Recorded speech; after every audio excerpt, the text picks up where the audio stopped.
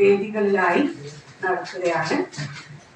നാക്ക് A+ ഗ്രേഡോടുകൂടി റീഅക്രഡിറ്റ് ചെയ്ത government കോളേജുകളിൽ ഒന്നാണ് government arts and science college. കാരണം കേരളത്തിലെ ഒരു ഗവൺമെന്റ് കോളേജിനും ലഭിക്കാത്ത ഒരു ഫണ്ടാണ് ഞങ്ങൾക്ക് ലഭിച്ചിരിക്കുന്നത്. സാധാരണയായിട്ട് ഇങ്ങനെയുള്ള ലിറ്ററേച്ചർ ഫെസ്റ്റിവലുകൾ നടത്തുന്നത് സ്വകാര്യ ഏജൻസികളോ പത്രമാധ്യമങ്ങളോ ഒക്കെയാണ് നമുക്കറിയാം. പക്ഷെ ഇത് ആദ്യമായിട്ടാണ് കോളേജ് വിദ്യാഭ്യാസ വകുപ്പ് ഒരു ഗവൺമെന്റ് കോളേജിന് ഇങ്ങനൊരു ലിറ്ററേച്ചർ ഒരു സാഹിത്യോത്സവം നടത്താനായി ഫണ്ട് തന്നിരിക്കുന്നത്. അതിന്റെ അടിസ്ഥാനത്തിലാണ് നേരത്തെ ടീച്ചർ സൂചിപ്പിച്ചതുപോലെ arts college literature festival ACLF 2025 എന്ന് പേരിട്ടിരിക്കുന്ന ഈ ഒരു ലിറ്ററേച്ചർ ഫെസ്റ്റിവൽ അടുത്ത ഫെബ്രുവരി 14, 15, 16 വെള്ളി, ശനി, ഞായർ ദിവസങ്ങളിലായി ഞങ്ങൾ സംഘടിപ്പിച്ചിരിക്കുന്നത്. അതിന്റെ ഏറ്റവും സന്തോഷം കോളേജിന്റെ 1964 ഈ കോളേജ് സ്ഥാപിതമായത്. അതിന്റെ വജ്രജൂബിലി ആഘോഷങ്ങളുടെ നിറവിൽ കൂടിയാണ് കോളേജ് കടന്നു പോകുന്നത്. ആ സമയത്ത് തന്നെ ഈ കഴിഞ്ഞ ജനുവരിയിൽ കോളേജിൽ നടന്ന നാക്ക് റീഅക്രഡിറ്റേഷനിൽ ഞങ്ങൾക്ക് കേരളത്തിലെ അല്ലെങ്കിൽ ഇന്ത്യയിലെ തന്നെ ഏറ്റവും നല്ല ഗ്രേഡായ A+ ഗ്രേഡാണ് ലഭിച്ചിരിക്കുന്നത്. അതിൻ്റെ ഒരു സന്തോഷം കൂടിയുണ്ട്.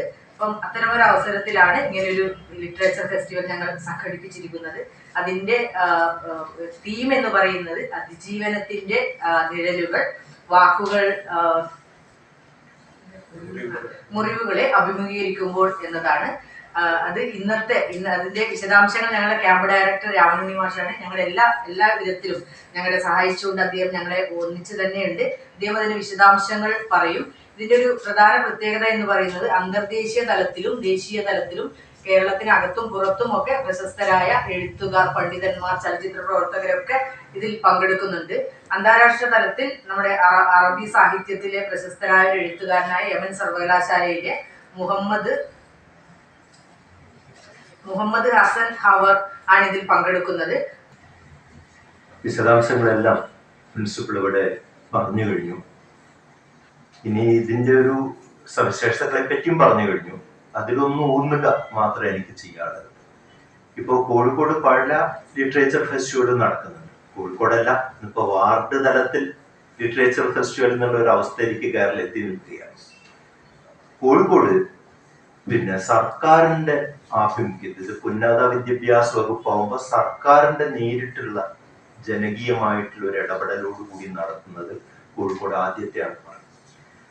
കേരള സാഹിത്യ അക്കാദമി തൃശ്ശൂർ നടത്തിയിരുന്നു ഇന്റർനാഷണൽ ലിറ്ററേച്ചർ ഫെസ്റ്റിവൽ. സർക്കാരിന്റെ ഫണ്ടോടുകൂടിയാണ്. കൂടി അത് നിർഭാഗ്യവശാലും നടക്കാൻ പറ്റിയില്ല, ചില സാമ്പത്തിക പ്രശ്നങ്ങൾ. പക്ഷെ കോഴിക്കോട് KLF ആണെങ്കിലും ഒരു പ്രൈവറ്റ് ഏജൻസി ആണ്, ഓർത്തോസ് ആണെങ്കിലും പ്രൈവറ്റ് ആണ്.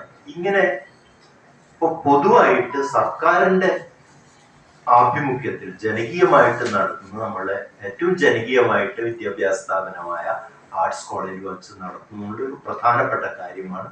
ഇത് നമ്മൾ കോഴിക്കോട്ടുകാർ പത്രക്കാരടക്കം ഉയർത്തിപ്പിടിക്കേണ്ടതായിട്ടുണ്ട്.